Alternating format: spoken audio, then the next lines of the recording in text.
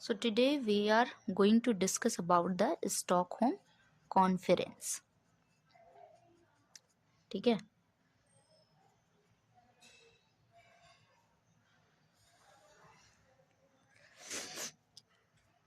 It was held in 1972. अब देखते हैं. ठीक है, स्टार्ट करते हैं. तो स्टॉकहोम कॉन्फ्रेंस अभी दिख रहा है पूरा, राइट.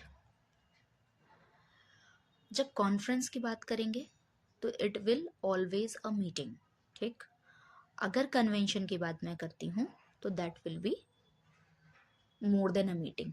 मतलब मीटिंग में क्या होगी, जो चीज़ें डिस्कस होंगी वो नॉन बाइंडिंग है, नॉन लीगली बाइंडिंग है. बट अगर मैं बात करूँगी कन्वेंशन की तो वो क्या होगा, लीगली बाइंडिंग होगा. I am telling you this because Stockholm conference के बाद हम पढ़ेंगे स्टॉकहोम कन्वेंशन. ठीक, ये 1972 का है, इसका प्रोडक्ट दूसरा है यूएनईपी और उसका प्रोडक्ट दूसरा है, वो पीओपी से डील करता है. तो स्टार्ट करते हैं. तो it was a what, a meeting. ठीक है, और कहाँ पर हुई है? ऑब्वियसली स्वीडन में हुई है. ये जगह कहाँ पे है? स्वीडन में है. ओके, ठीक. और कब हुई है? 1972 में हुई है.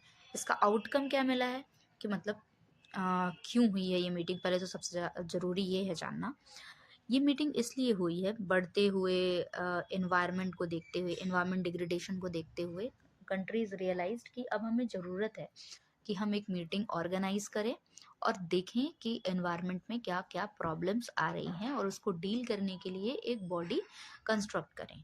That will B UNEP. ठीक. तो इसलिए ये एक हिस्टोरिक मार्क है हिस्ट्री में, एनवायरनमेंट हिस्ट्री में, स्टॉकहोम कॉन्फ्रेंस.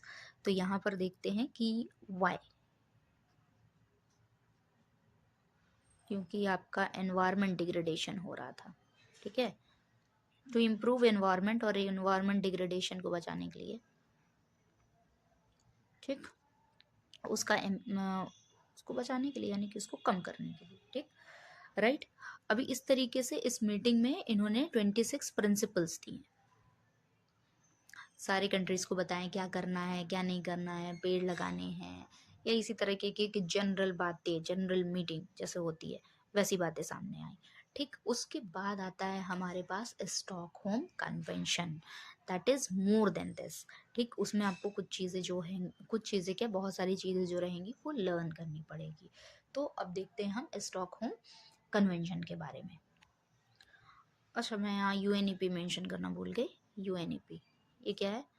इसका रिजल्ट रहा है इस मीटिंग का. ठीक है, इस्टेब्लिशमेंट होती है यूएनईपी की. यूएनईपी को याद रखना है. क्यों याद रखना है? क्योंकि यूएनईपी ही आगे पेरेंट बॉडी बनेगी साइट्स की, जिसको आप बोलते हो एंडेंजर्ड स्पीशीज़ के लिए हम कंजर्वेशन के लिए यूज़ करते हैं.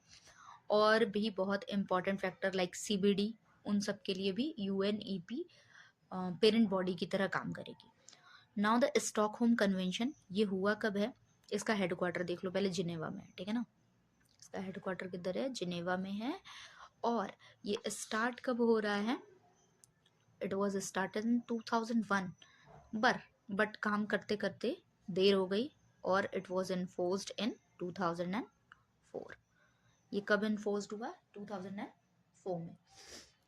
जैसे हम काम करने जाते हैं 1 बजे और काम करते करते हमें कब 4 बज जाते हैं पता ही नहीं लगता. और असल में जब हम जागते हैं कि अरे ये तो काफ़ी लेट हो गया काम करने में, तो देखते हैं कि ऑलरेडी 3-4 घंटे बर्बाद कर चुके हैं. तो सिमिलरली ऐसा करके लर्न कर लो. ठीक है, अभी यहाँ पर क्या देखने को हमें मिला है स्टॉकहोम कन्वेंशन में? यहाँ पर चीज़ें लीगली बाइंडिंग है. कन्वेंशन मतलब ही क्या होता है? Legally binding. मैं इसी के बगल में लिखती हूँ, लीगली बाइंडिंग है. यानी कि अब जो मीटिंग में बोला जाएगा वो सभी कंट्रीज के लिए लीगली बाइंडिंग होगा. इसके पहले जब कॉन्फ्रेंस में बोला जा रहा था तो नहीं था, because first time countries realised कि इन्वायरमेंट के लिए भी हमें कुछ करना होता है, उसको भी बचाना होता है, क्लाइमेट चेंज को देखना होता है. तो फर्स्ट टाइम रियलाइज कर रहे हैं तो मीटिंग कर रहे हैं, यही बहुत बड़ी बात है.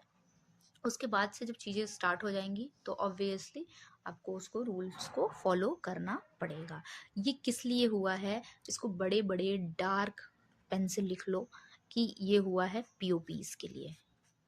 पीओपीज का यूज़ जो बढ़ रहा था इसके लिए हुआ है।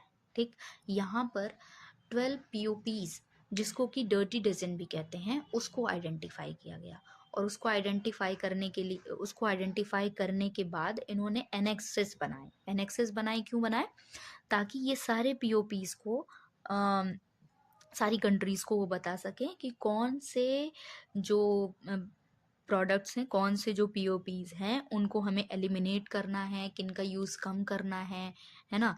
क्या जो एक होता है अनइंटेंशनली जो प्रोडक्ट्स आ रहे हैं उसके साथ क्या करना है, तो उसके लिए इन्होंने बाकायदा लिस्ट बनाई है। तो फर्स्ट ऑफ, तो अब देखते हैं कि 12 पीओपीज यानी कि ये डर्टी डजन कौन कौन से हैं। इनको क्या बोलते हैं, डर्टी डजन। डजन मतलब डजन में कितने होते हैं, 12 होते हैं ना। काउंटिंग कितनी होती है डजन की, 12 की होती है। ठीक, अभी यहाँ पर भी इसकी 3 कैटेगरीज कर दो, 1 2 एंड 3। ठीक, अभी दिख रहा है, काफ़ी दूर कर दिया क्या मैंने, एक होगी कोई बात नहीं, मैं दिखा दूंगी। अभी इधर क्या है, पेस्टिसाइड। अच्छा, इसका फुल फॉर्म क्या है, परसिस्टेंट ऑर्गेनिक पॉल्यूटेंट्स। ठीक, अभी लिख देती हूँ मैं, पेस्टिसाइड। इधर क्या है, इंडस्ट्रियल केमिकल्स। और इधर क्या है, बाय प्रोडक्ट्स। ठीक, तो ये 12 हैं और 12 को कैटेगराइज किया गया है। राइट, मैं लिख देती हूँ पहले। आ जाओ अभी सारे पेस्टिसाइड्स को देखो। ये सारे पेस्टिसाइड में क्या है, पेस्टिसाइड में कौन कौन से आते हैं, एल्ड्रीन, और मेनली जो you have to remember that is aldrin, DDT. ये एक्सट्रीमली इंपॉर्टेंट है। इधर से पीसीबी, एचसीबी याद रखना है, और डाइऑक्सिन फ्यूरॉन्स याद रखना है, क्योंकि एग्जाम्पल्स में आ जाएगा पिक करने के लिए कि कौन कौन से इसमें पीओपीज हैं, कौन कौन से पीओपीज नहीं हैं, तो उसको कैटेगराइज करने के लिए। अब we will move to the next, that will be 3 annexes of the convention, कि इसके रिजल्ट। अभी इसको कैटेगराइज कर दिया जाएगा कि इन दोनों को आप कम यूज़ करोगे, इन दोनों को बिल्कुल नहीं यूज़ करोगे, ऐसा करके कुछ। ठीक है, तो मैं लिस्ट अगेन बना देती हूँ so that you can take a look. So ये 3 एनेक्स में कौन कौन से एनेक्स होंगे, एनेक्स ए, एनेक्स बी और एनेक्स सी। एनेक्स ए में देखना, एनेक्स ए में कौन से आएंगे, जो होंगे मोस्ट सिवियर। कैसे होंगे, मोस्ट सिवियर, बहुत ही ज़्यादा खतरनाक। तो बहुत ज़्यादा चीज़ें खतरनाक होती है, आप क्या करते हो, आप उस चीज़ों को बैन कर देते हो। तो that also should be, that also must be band. ठीक, एग्जाम्पल्स में क्या लोगे, पीसीबी और एचसीबी, ये जो दोनों हैं ये पूरी तरीके से बैन होने चाहिए। ठीक, नेक्स्ट क्या है, ये पूरे तरीके से बैन, बैन का मतलब क्या हो गया, एलिमिनेट करना। तो एनेक्स ए में जो चीज़ें आएंगी वो कितनी आएंगी, सारी एलिमिनेशन वाली आएंगी। तो यहाँ लिख दो एलिमिनेशन, कि एनेक्स ए में जो सारी चीज़ें हैं वो एलिमिनेशन वाली चीज़ें हैं। अब नेक्स्ट देखते हैं क्या है वो, एनेक्स बी। एनेक्स बी में कौन सी चीज़ें आएंगी, ये आएंगी कि आपको कंट्रोल्ड यूज़ जो रहेगा वो अलाउड होगा। ठीक है, कंट्रोल्ड यूज़ अलाउड होगा। ठीक है, एग्जाम्पल ले लो, डीडीटी। डीडीटी का यूज़ किस लिए करते हैं, मलेरिया के वेक्टर के लिए इसका यूज़ करते हैं। अदरवाइज इसका यूज़ पेस्टिसाइड के तौर पर आप नहीं कर सकते हो, ये रिस्ट्रिक्टेड है। ठीक, तो यहाँ पर क्या हो गया, थोड़ा सा रिस्ट्रिक्शन हो गया, तो ये रिस्ट्रिक्शन में चला जाएगा। राइट, तो ये वाला पार्ट कौन किस में हो गया, रिस्ट्रिक्शन में आज चला गया। Elimination, annex A for elimination, annex B for restriction. अब एनेक्स सी देखेंगे, एनेक्स सी।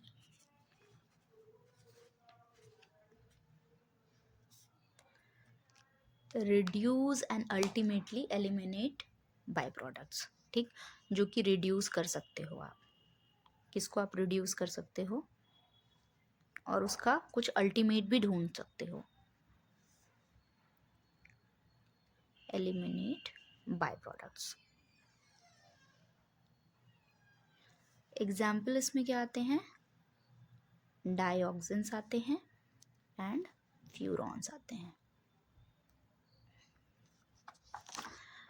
लेकिन ये कैसे प्रोडक्ट्स हैं आपके, ये अनइंटेंशनल प्रोडक्शन है आपका, है ना, आपने इसको जानबूझ के तो करा नहीं है, आप बना रहे थे कुछ और इतने खतरनाक केमिकल बन गए आपसे, पता ही नहीं चला। तो इसको डालते हैं हम अनइंटेंशनल प्रोडक्शन में, बहुत लोगों को पता भी होता है, ठीक है। सो दैट वाज ऑल कि एनएक्स ए में क्या होगा, एलिमिनेशन, एनएक्स बी में जो प्रोडक्ट्स होंगे उनका रिस्ट्रिक्शन, और एनएक्स सी में जो अनइंटेंशनल प्रोडक्शन है उनको आपको रिड्यूस करना है। So this was all about the Stockholm conference and convention, उसमें क्या हुआ, क्या रिजल्ट आया, सब कुछ देखा। अब जो रिजल्ट आया यूएनईपी बहुत इंपॉर्टेंट बॉडी है, ऑलवेज रिमेंबर कि यूएनईपी कब बनी है, तो स्टॉकहोम कॉन्फ्रेंस जब हुआ है तभी बनी है, कॉन्फ्रेंस जब हुआ है, नॉट कन्वेंशन, जब इन 1972 यूएनईपी बनी, ठीक है।